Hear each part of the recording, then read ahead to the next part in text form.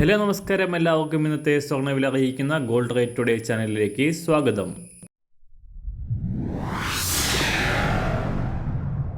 ഇന്നത്തെ സ്വർണ്ണവിലയിലേക്ക് കടക്കുന്നതിന് മുൻപായി എല്ലാ ദിവസവും സ്വർണ്ണവിലയും വെള്ളിവിലയും സ്വർണ്ണത്തെ സംബന്ധിച്ച കൂടുതൽ വിവരങ്ങളും യഥാസമയം ലഭിക്കാനായി സ്ക്രീനിൽ വലതുവശത്ത് കാണുന്ന ചുവന്ന നിറത്തിലുള്ള സബ്സ്ക്രൈബ് ബട്ടൺ അമർത്തിയതിനു ശേഷം തൊട്ടടുത്ത് കാണുന്ന ബെൽ ബട്ടൺ കൂടെ അമർത്തി തുടർന്ന് വരുന്ന ഓപ്ഷൻസിൽ ഓൾ എന്ന് സെലക്ട് ചെയ്യുക.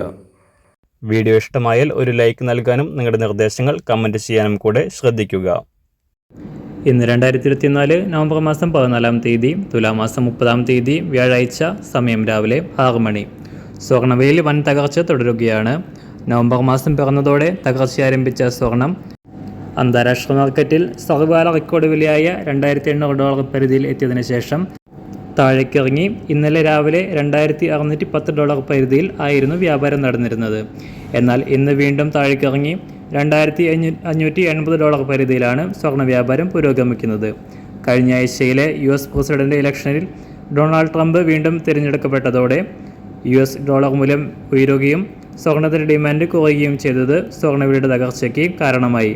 എന്നാൽ ഇന്നലെ വൈകിട്ട് വന്ന US എക്കണോമിക് ഡാറ്റകൾ സ്വർണ്ണത്തിന് പ്രതികൂലമായതോടെ സ്വർണ്ണവില വീണ്ടും താഴേക്കിറങ്ങുകയാണ്.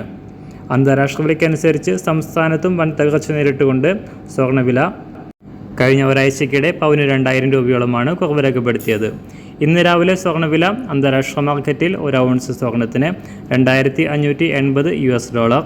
സംസ്ഥാനത്ത് ഇന്ന് രാവിലെ 24 കാരറ്റ് സ്വർണ്ണവില 1 ഗ്രാം 7,685 രൂപ, 1 പവൻ 61,483 രൂപ.